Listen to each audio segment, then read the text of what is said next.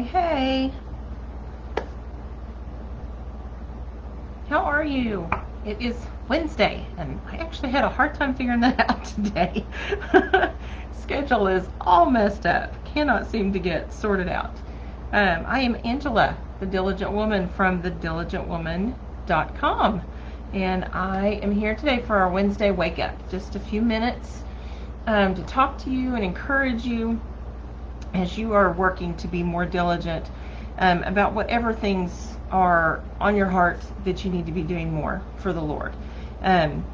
We're supposed to be confident of our place and our position and our purpose that we have with God. And for each of us, that plays out a little different depending on what our life looks like. The life of a married woman with a household full of kids under the age of 5 looks a whole lot different than a married woman who is her husband is retired and she's retired and all the kids are grown and have their own families. You still should be able to be confident about what you do for the Lord in the season that you're in. And that's what the Diligent Woman is all about. And so my hope is to just give you a little encouragement today on a practical way on how to do that. 2 Timothy 2:15 is Paul is telling Timothy, and these are some of the instructions for him as he goes about, as he sends him to go help congregations and other places to be built up. And he tells Timothy to be diligent to present yourself approved to God as a workman who does not need to be ashamed, accurately handling the word of truth. Well, the question is, okay, and this is something I say a lot whenever we're talking about study and all that, so what? God says to be diligent, to show yourself. How do I do that? Right? Well, he tells you that you need to be able to rightly handle the word of truth. Well, how do I do that? Right? We know we're supposed to do these things. We know it's a part of who we are as Christians.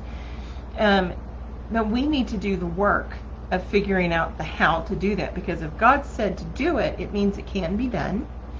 Not only can we share it with other people, but we can live by it, we can understand it, we can rightly divide the word so that we know what is right and what is wrong.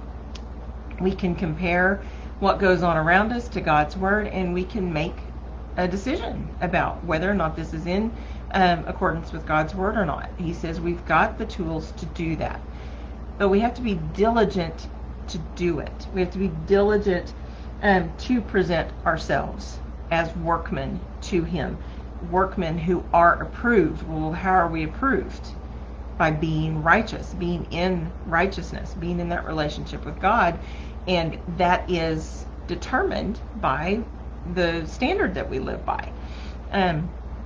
One of blog posts that we have that a lot of people talks about studying the Bible like it's a textbook. And if you look at the definition of what a textbook is, the Bible absolutely should be the textbook for our lives, spiritual and physical. This should be the consummate guide. This is all of the facts gathered. This is everything that we need. Peter says over in 2 Peter chapter 1 that we have everything that we need that pertains to life and godliness. God has given it all.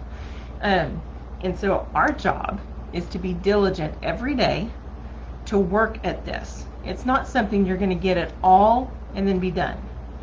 So don't get discouraged if today you didn't do as much as you thought that you should or could.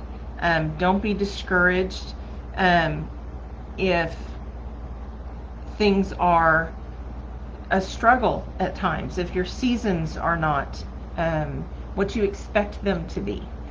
If you spend time in Scripture at all, you're going to see that everyone that God mentions in the Bible goes through seasons that are not easy, despite the fact that they have faith. Abraham and Sarah went through a lot of trials, went through a lot of waiting. There was a lot of time building Abraham's faith to the point where he was that, this icon of faith that we could look at. David, who is a man after God's own heart, had all kinds of trouble, had all kinds of seasons of trouble.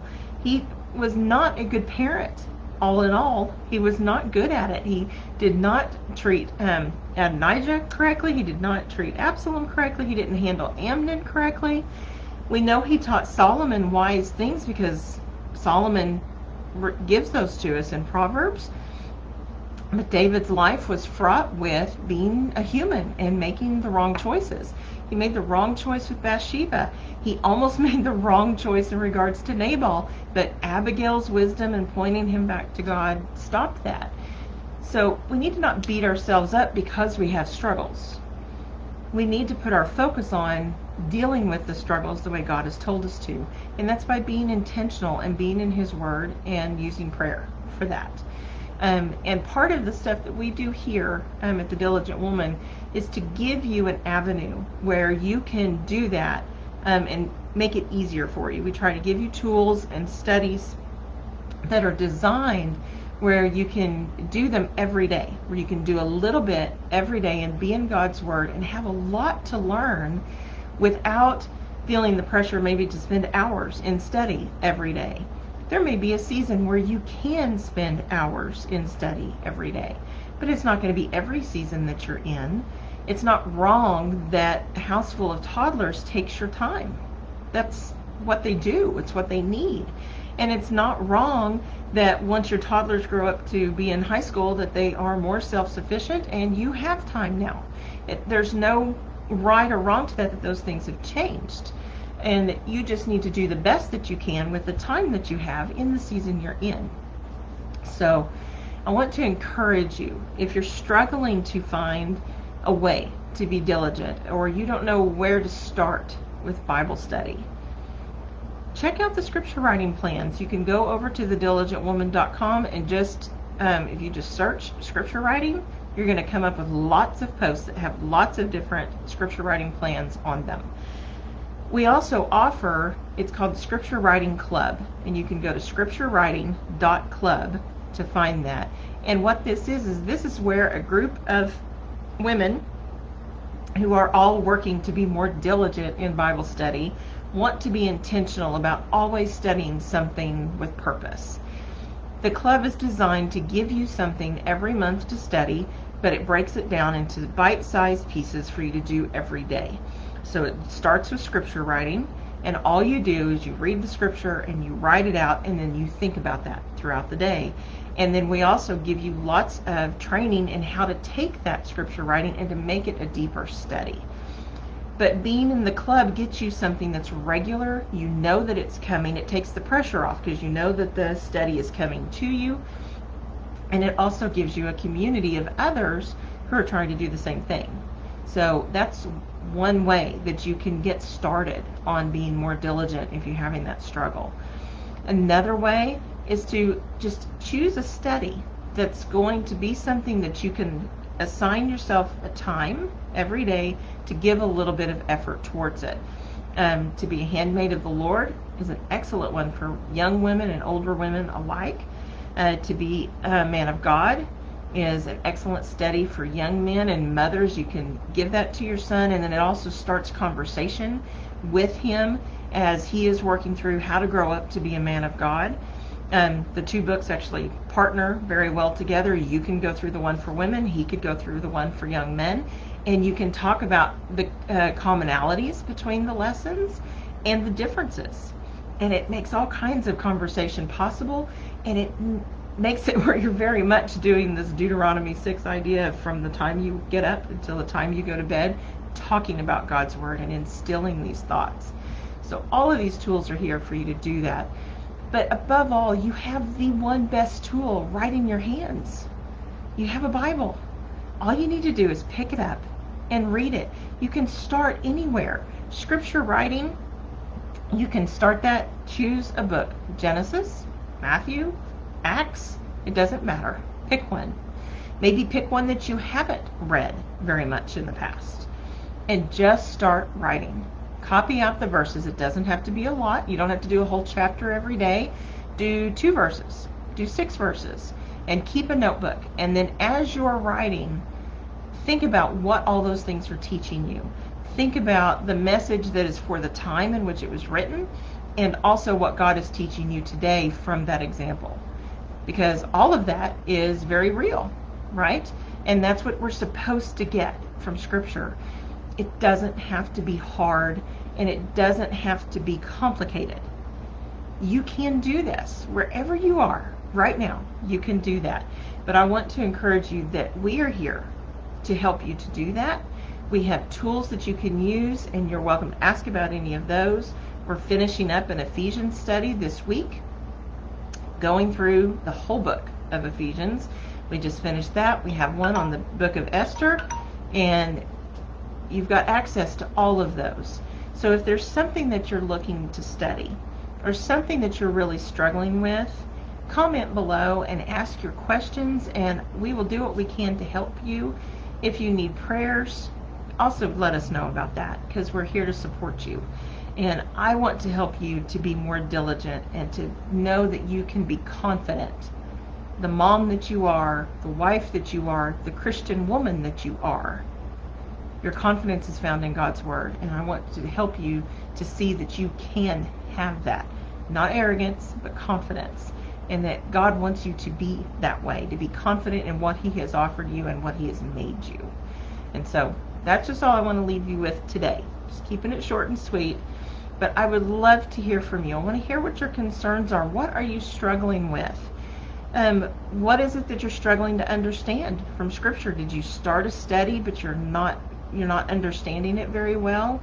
Is there something that maybe someone can help to study with you to make it easier? Can we answer questions?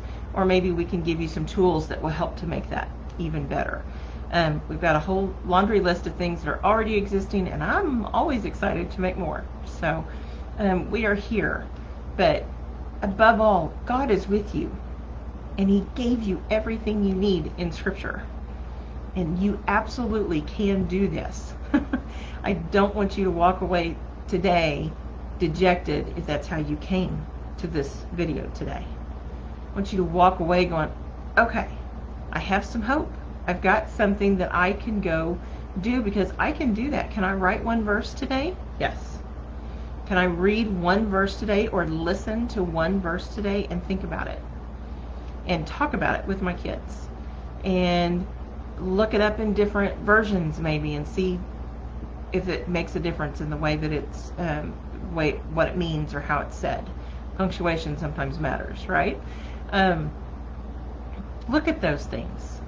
And that's enough. You don't have to be elbow deep into all of these books and studying to be fulfilling the spirit of going to God's Word and proving what people say and all that. You can do that work. So I want to encourage you in that. And I want to thank you for being here and stopping in. But like I said, whether you catch this live, catch it on the replay, drop a comment, ask your questions, let us know about your prayers. Tell us what you need, because I want to be here to support you and to help you in your efforts to be more diligent. So, hi Charlene. Oh, you're very welcome, and thank you for being here. I appreciate it. So, you all have a good day, and Lord willing, we will see you here next Wednesday for another Wake Up.